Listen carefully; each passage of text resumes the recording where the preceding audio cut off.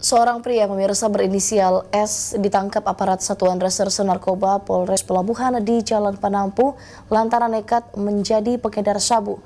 Dari tangan pelaku, polisi berhasil menyita paket sabu seberat 5,91 gram. Satuan Reserse Narkoba Polresta Pelabuhan kembali menangkap seorang pelaku pengedar narkoba jenis sabu yang sudah lama menjadi incaran polisi.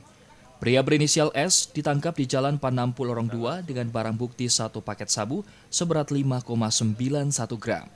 Kapolresta Pelabuhan AKBP Aris Bahtiar menjelaskan, pelaku merupakan residivis dan baru saja keluar dari lapas pada bulan 12 tahun 2018 lalu. Penangkapan atas nama Sam Surya alias Surya yang diamankan pada saat operasi Antipitu 2019, di mana bahwa hasil pemeriksaan dari saudara Sam Surya atau SS ini kita dapatkan 5 saset kristal bening, dan kemudian